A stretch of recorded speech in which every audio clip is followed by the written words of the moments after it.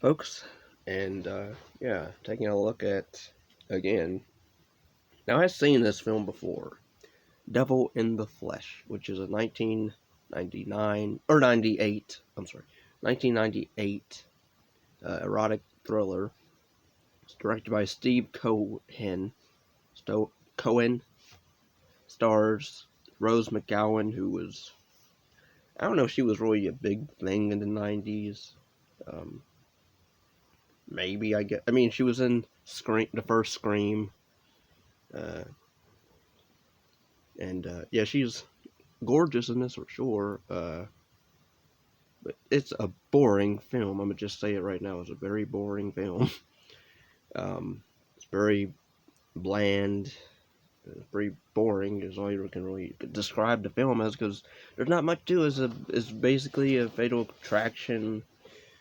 It's wannabe, except at least that movie. I'm not really the biggest fan of that either, but the acting in that's better than this, because I mean, you don't really root for anybody. I guess you root maybe for the teacher she has a thing for, who, you know, this whole time is aloof to her uh, intentions.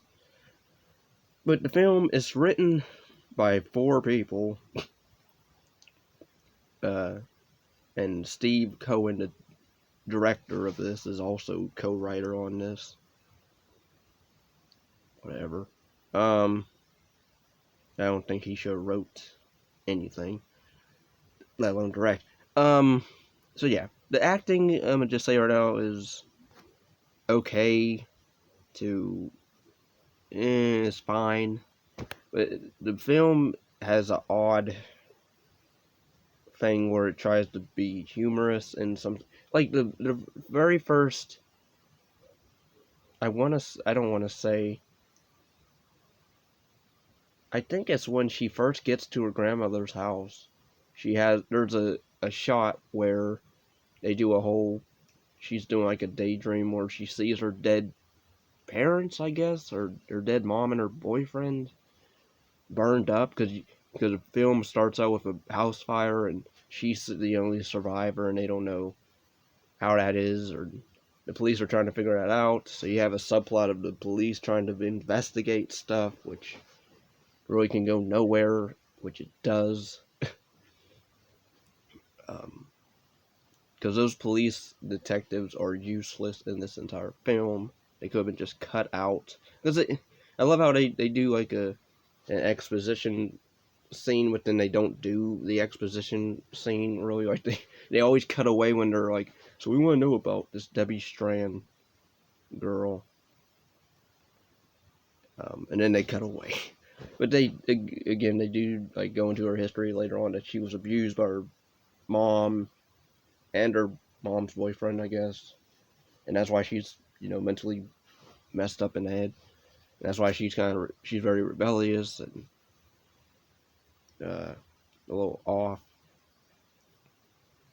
But yeah, the film, it's whatever. I mean, it's supposed to be an erotic thriller, and like there's really no, it's not really hot, because like you get Rose McGowan in tank tops or whatever, in short shorts, but that's it. Like she doesn't get topless or anything like that, so you're not seeing that. And she was legal at the time because she was 24, 25, or about to be 25, so she was 24 at the time of this. So she could, they could have shot her, they shot the other actress, the teacher Peter, whoever his name is, was she was after his girlfriend Fiona or whatever. But yeah, the grandmother in this is just over the top religious. Like she, very old fashioned of uh, dress this way, pray always, come home, clean the attic, clean this, clean that, stay in your room, don't do anything else, come straight home from school, don't talk to nobody. Like I she was very unlikable from the get-go. Like, she seemed nice at first, but then just, nope. Horrible lady. Literally wakes this girl up at, I don't even know what time it was, but like she woke her up at, what, 2 or 3 in the morning. Go in the attic and clean up that attic. And then after that, you can start the garage. I'm like, what? I'm like, yeah, right.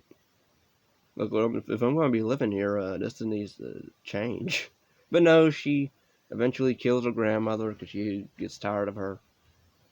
She kills a jock who was completely unlikable.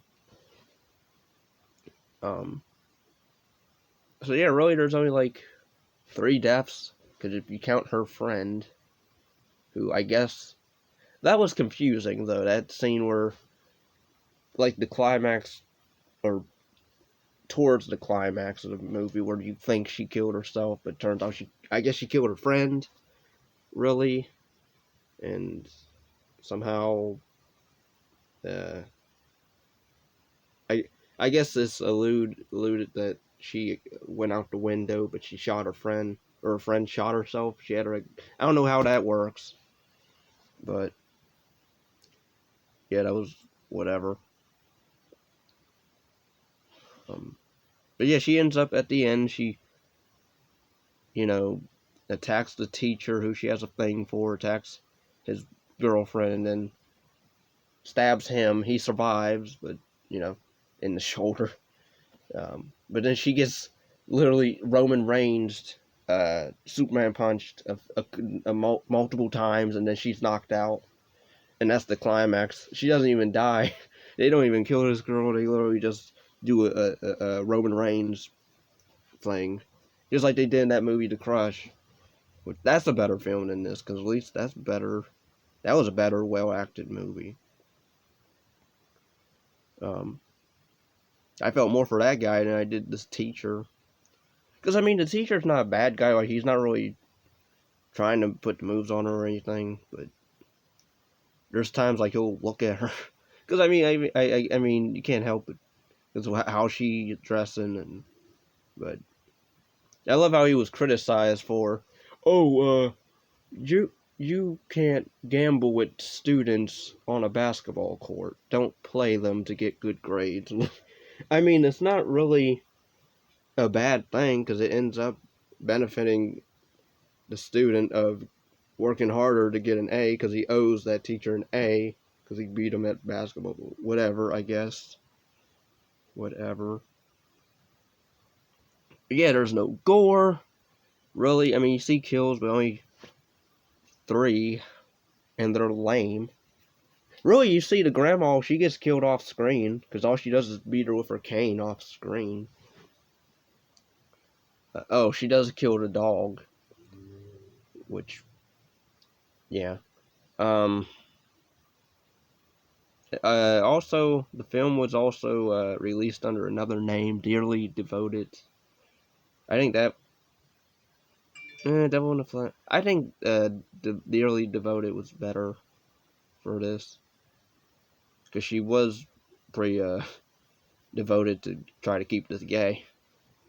But yeah, other than that, I mean, I know there's a sequel. I did see the sequel very long time ago. I don't remember it, so I don't know if I'll be able to see it online either, because that's where I saw this film. But please give this video a like, comment, subscribe, hit that notification bell so you know when I drop more videos. Make sure you hit the notification bell to all option. But yeah, this film is, I wouldn't say it's a horrible film, but it's just an uneventful film. Like, you can tell it was, this is a dated film for sure. Because we're using house phones and cord phones and all that, pay phones or whatever. So yeah, I can't recommend this at all. Again, I'd rather watch the movie The Crush with Alicia Silverstone. Better film. You also have Red Foreman in that one as well, as an odd father in that.